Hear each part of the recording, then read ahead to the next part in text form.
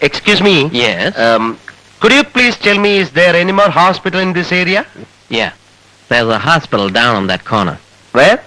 The next street, Belair Hospital. Belair. Yes. Excuse me, madam. Yes, may I help you? Is there anybody who has got an injury on his back who is being treated here? So many people are being treated here. What's your problem? I want to know whether he is treated here for his back injury or not. Who? He's an Indian. What is his name? So many names. What? Oh, I don't know his original name. Shivadasa Menon or Paul Barber. Or sometimes he may give some other names. What are you talking about? He's an Indian, Keralite. What? Oh, ഈ സ്ത്രീക്ക് പറഞ്ഞിട്ട് മനസ്സിലാവുന്നില്ല. തൊലി വെളുത്തിരുന്നാ മാത്രം പോരാ, അല്പം ബുദ്ധി വേണം. ആർക്കാ ബുദ്ധി വേണ്ടത്? Excuse me, sister. Yes. Ask him what his problem is. I don't understand what he's saying. എന്താ പ്രോബ്ലം? ഞാൻ പറയാം. മോനെ. ഒരു മലയാളിയെ കണ്ടത് ഭാഗ്യമായി. സിസ്റ്റർ എന്നെ കാര്യമായിട്ടൊന്ന് സഹായിച്ചേ പറ്റൂ. ഏതെങ്കിലും കേസിന്റെ കാര്യത്തിനോ അന്വേഷണത്തിനോ ഒന്നും വേണ്ടിയല്ല.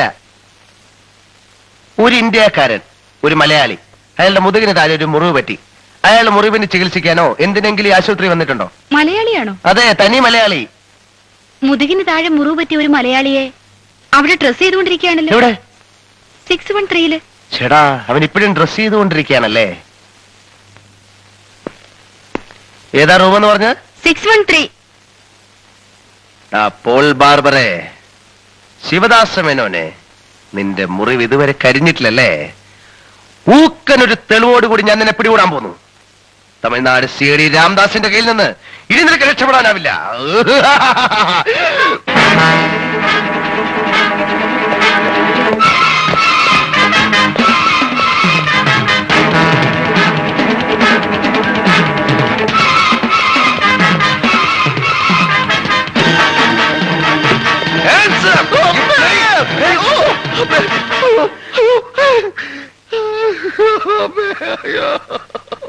വെക്കടാ, വെടി വെക്കടാ.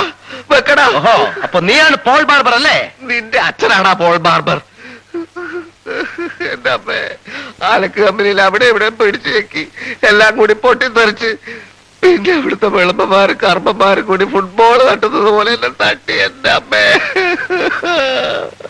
ഓ, അപ്പൊ അതാണ് കാര്യം അല്ലേ? തല്ല് കിട്ടാനിടയുള്ള സ്ഥലത്തൊക്കെ നീ തന്നെയാണല്ലോ അയക്കാൻ. വിജയ, മാതൃരാജ്യത്തിന് വേണ്ടി യുദ്ധത്തിൽ ഏർപ്പെട്ടിരിക്കുന്നവരാണ് നമ്മൾ. പലതും സഹിക്കേണ്ടി വരും. വേലുത്തമ്പി ദളവ, പഴശ്ശി രാജ, ഗോപാലകൃഷ്ണ ഗോഖലെ തുടങ്ങി രാജ്യത്തിന് വേണ്ടി ജീവത്യാഗം ചെയ്തവരുടെ പിന്മുറക്കാരാണ് നമ്മൾ. അത് നീ മറക്കരുത്. ഓ, എനിക്ക് ഒരപേക്ഷ മാത്രമേ ഉള്ളൂ. എന്റെ ജീവൻ ഇവിടെ വെച്ച് പോവുകയാണെങ്കിൽ എന്റെ ഡെഡ് ബോഡി എങ്ങനെയെങ്കിലും എന്റെ ബന്ധുക്കളെടുത്തെത്തിക്കണം. വിജയ, നിന്റെ ഡെഡ് ബോഡി എന്റെ കയ്യിൽ സുരക്ഷിതമായിരിക്കും. നിന്റെ ജീവൻ നിലനിർത്താൻ എന്തെങ്കിലും വഴിയുണ്ടോന്ന് ഞാൻ ഡോക്ടറോട് ചോദിച്ചിട്ട് വരാം. ഓക്കെ?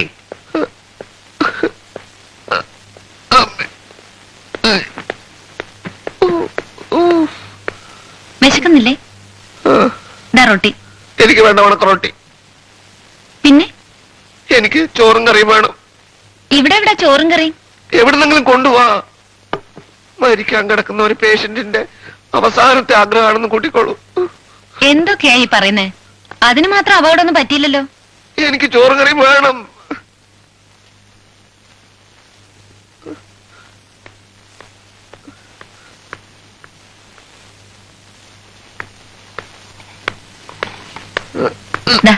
എനിക്ക് കഴിക്കാൻ കൊണ്ടുവന്നതാ. അത് സാരമില്ല, ഞാൻ കഴിച്ചോളാം. മീനൊന്നുമില്ലേ? സോറി. പിന്നെ ഇതെങ്ങനെയാ കഴിക്കുന്നത്? മിസ്റ്റർ വിജയൻ എന്താ ജോലി? ഞങ്ങളുടെ ജോലി എന്തെന്ന് ആരോടും പറയാൻ പാടില്ല. ഭയങ്കര രഹസ്യമാണ്. രഹസ്യോ? വല്ല സ്മഗ്ലിംഗ് മറ്റാണോ? നോൺസെൻസ്. എന്താ ഇത്ര കിണിക്ക? സ്മഗ്ലിംഗ് പോലും. ഞാനേ CID യാ, ഇന്ത്യൻ CID. CID യോ? ചിരി വേണ്ട കേട്ടോ. കേരളത്തിലെയും തമിഴ്നാട്ടിലെയും ഒത്തിരി കള്ളന്മാരെ പിടിച്ച പേരെടുത്ത ഒരു CID യാ ഞാൻ.